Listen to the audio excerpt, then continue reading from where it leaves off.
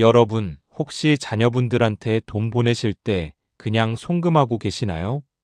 손주 학비 보내주실 때, 아들, 딸 생활비 보내주실 때 그냥 은행 가서 이체만 하시나요? 그럼 큰일 납니다. 오늘 제가 왜 이렇게 급하게 말씀드리냐면요. 정말 중요한 문제라서 그렇습니다. 단 한 번의 실수로 세금 폭탄 맞을 수 있어요. 그것도 몇백만 원, 몇천만 원씩 나올 수 있습니다. 작년에 실제로 있었던 일입니다. 어느 할머니께서 손주 대학 등록금 500만 원 보내주셨어요. 그냥 평범하게 송금하셨죠. 그런데 몇 달 뒤에 국세청에서 연락이 왔습니다. 증여세 내라고요. 갑자기 세금 100만 원 넘게 나왔어요. 왜 이런 일이 생겼을까요?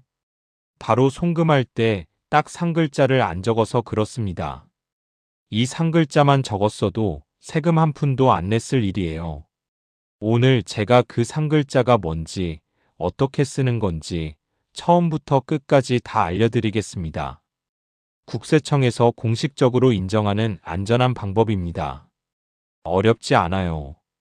자녀분들한테 돈 보내시는 분, 부모님 용돈 드리시는 분, 손주 학비 보내시는 분들 모두 꼭 보셔야 합니다. 끝까지 보시고요. 내일부터 당장 실천하세요.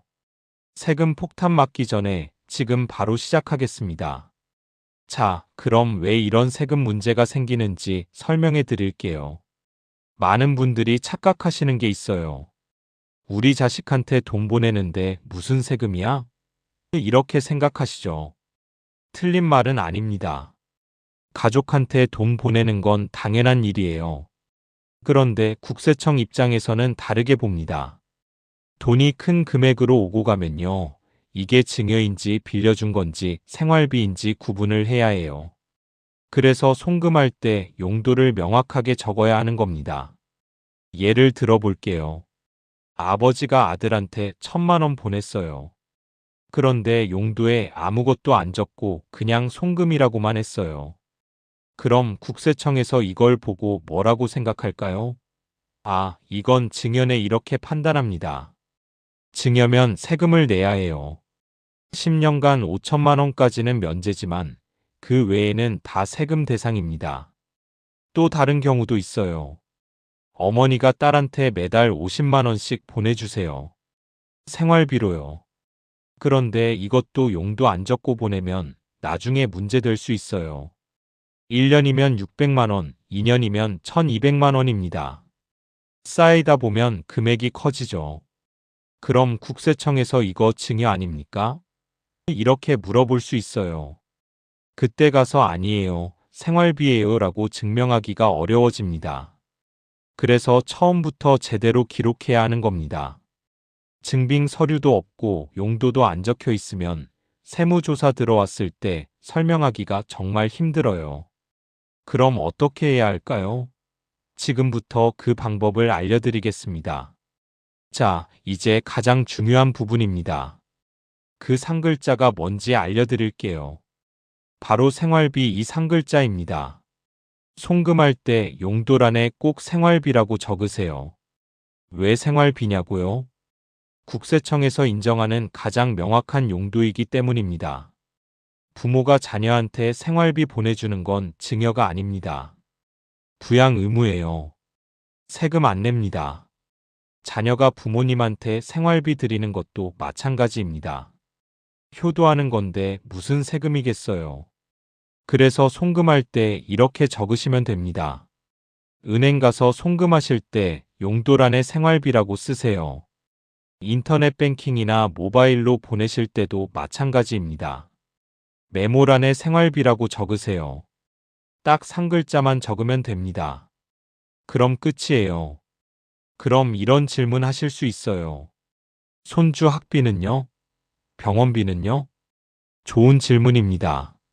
학비 보내실 때는 학비라고 적으세요. 병원비는 의료비라고 적으시면 됩니다. 중요한 건 용도를 명확하게 적는 겁니다. 그냥 송금 이렇게만 쓰면 안 돼요. 이체 이것도 안 됩니다. 구체적으로 생활비, 학비, 의료비, 경조사비 이렇게 적어야 해요. 그럼 국세청에서도 이건 증여가 아니라 생활지원이구나 라고 인정합니다. 여기서 한 가지 더 팁 드릴게요. 정기적으로 보내시는 분들은 매번 같은 용도로 적으세요. 이번 달에는 생활비, 다음 달에는 용돈 이렇게 바꾸지 마시고요. 계속 생활비로 통일하시면 나중에 증명하기도 쉬워요. 지금 당장 핸드폰 메모장에 적어두세요. 송금할 때 생활비 쓰기. 이렇게요. 자, 그럼 이제 구체적으로 어떻게 송금하는지 단계별로 알려드리겠습니다. 첫 번째, 은행 창구에서 송금하실 때입니다. 창구 직원한테 송금 신청서 받으시죠? 거기 보면 송금 목적이라는 칸이 있어요. 거기에 생활비라고 꼭 적으세요. 손으로 직접 쓰시면 됩니다. 글씨 잘 안 보이시면 직원한테 생활비라고 써주세요 하시면 돼요. 두 번째, 인터넷 뱅킹으로 보내실 때입니다. 컴퓨터로 은행 사이트 들어가시면 송금 화면에 메모 또는 받는 사람 표시 내용 이런 칸이 있어요. 거기에 생활비라고 적으시면 됩니다. 빈칸으로 두지 마세요. 세 번째, 모바일 앱으로 보내실 때입니다. 요즘은 핸드폰으로 송금하시는 분들 많으시죠?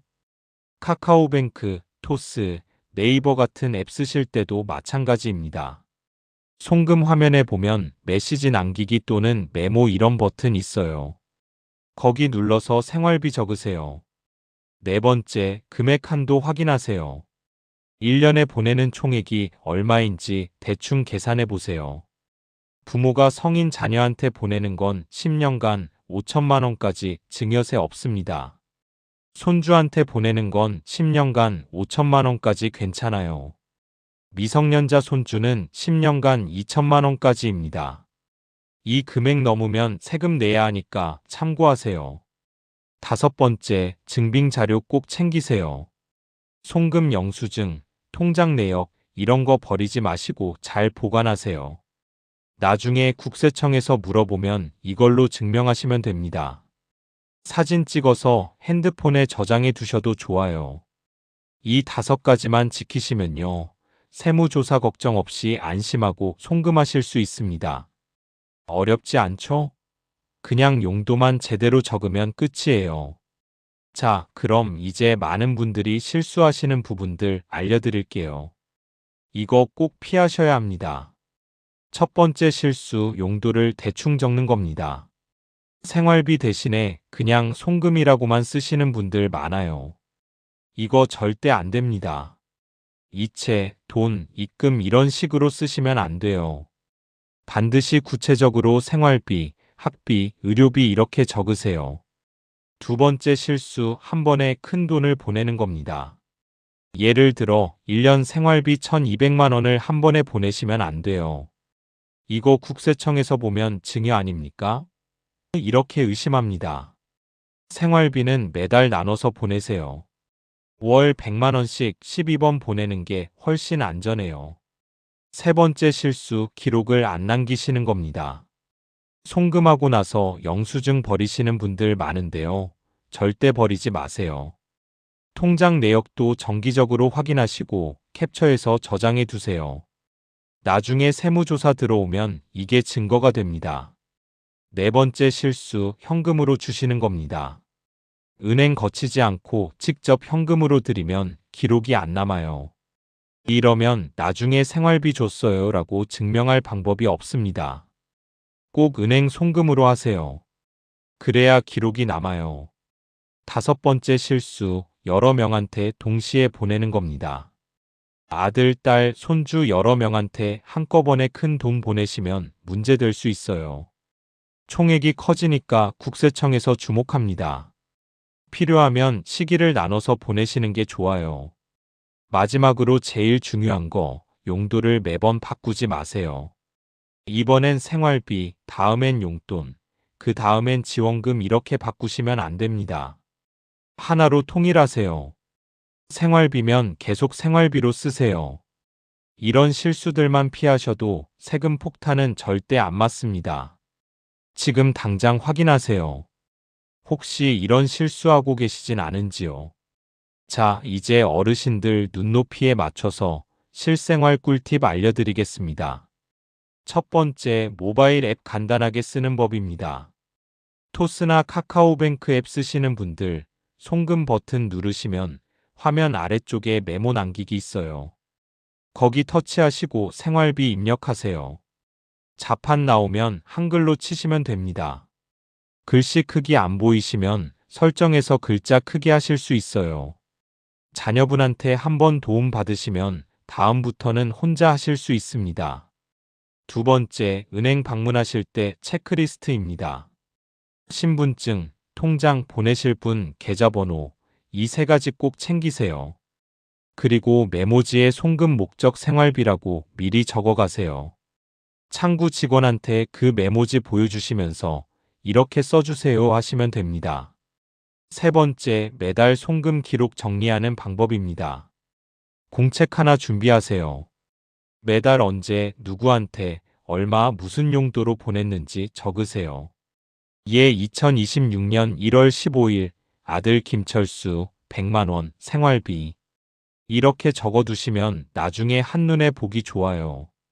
네 번째, 통장 내역 사진 찍어두는 법입니다. 은행 가시면 통장 정리하시죠? 그 내역 핸드폰으로 사진 찍으세요. 갤러리에 송금 내역이라는 폴더 만들어서 저장하세요. 자녀분한테 카카오톡으로 나한테 보내줘 하시면 백업도 됩니다.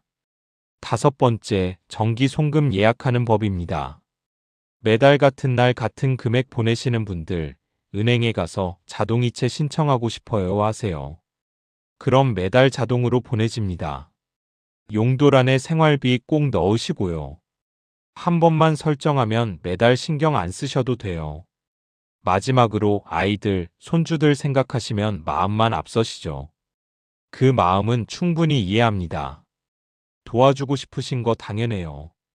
하지만 세금 때문에 나중에 스트레스 받지 마시고요. 처음부터 제대로 하세요.